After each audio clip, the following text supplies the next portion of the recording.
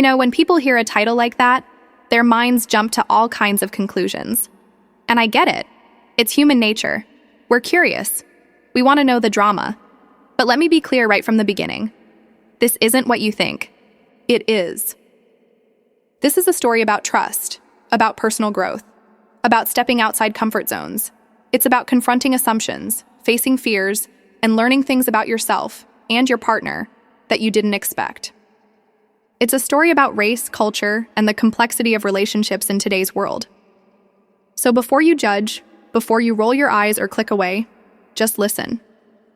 Because what happened between me, my husband, and these two men changed the way I look at everything. My name is Jessica. I've been married to Daniel for 12 years.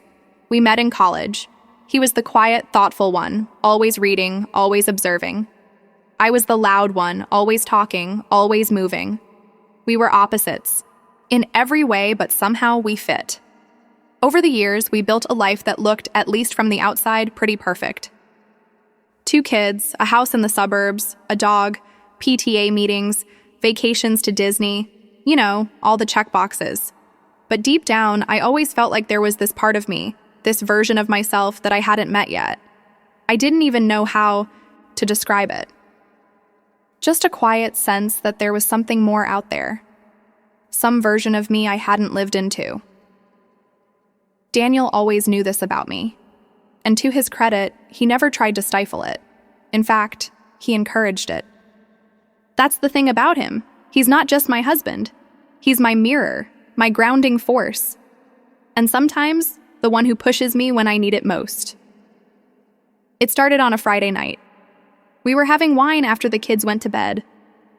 I don't know what brought it up exactly, but we started talking about comfort zones, about things we were afraid to do, things we'd never explored, things we'd judged other people for, without even understanding them.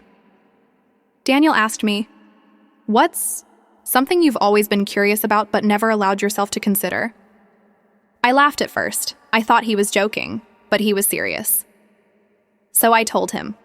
I told him about a moment in college, something I'd always remembered but never acted on. There were 2 guys I knew back then, Dante and Malik. They were friends of mine. Brilliant, creative, funny. They were in my photography class. We had a great connection, all of us.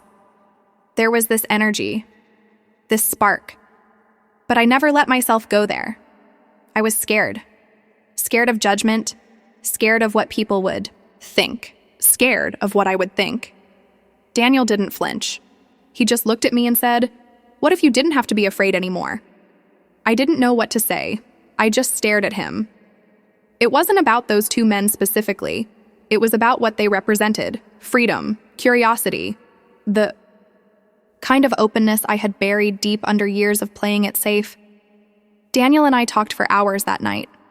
About everything, our boundaries, our fears, what trust really meant, what love looked like beyond tradition.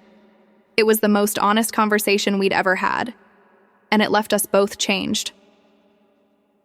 That weekend, Daniel gave me a gift, not a necklace. Not flowers, but the kind of gift that changes a person.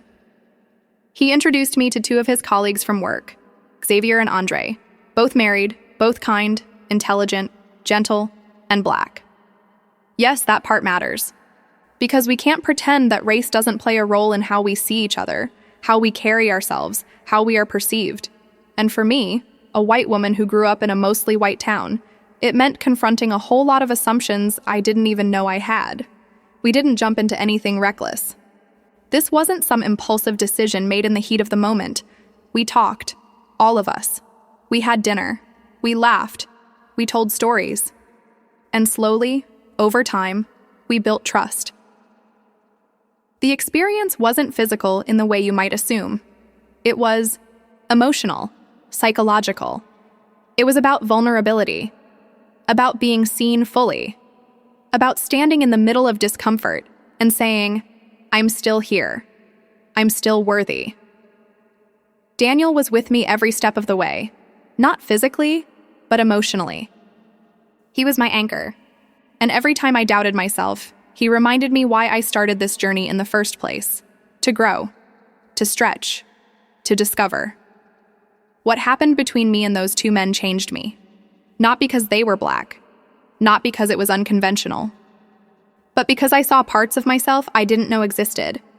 I learned that intimacy isn't always about the physical. Sometimes it's about presence, listening, connection. And Daniel, he didn't lose me. He found me. We found each other again, in a deeper way than I thought possible. We had more to talk about than ever, more to laugh about, more to unpack. It brought us closer. People always assume that anything outside the norm has to be destructive. But what if it's the opposite? What if breaking the mold actually saves your relationship? I'm not telling you to do what we did. That's not the point. This isn't about race, or open relationships, or sexuality. It's about honesty. How many of us are living half-lives because we're scared of what people will think? How many of us are hiding parts of ourselves from the person we love most? And how many of us are suffering in silence because we think playing it safe is the only way to stay married? My husband didn't make me do anything. He gave me permission. Permission to be whole, to be brave, to live honestly. And that, to me, is the greatest kind of love there is. I know some of you are still going to judge. That's okay. I judged myself, too, for a long time. But if this story made you think, even a little, then I've done what I set out to do. Because maybe, just maybe, someone out there needs permission, too. Thanks for listening. And if you're still here, maybe, ask yourself what part of you is still waiting to be seen.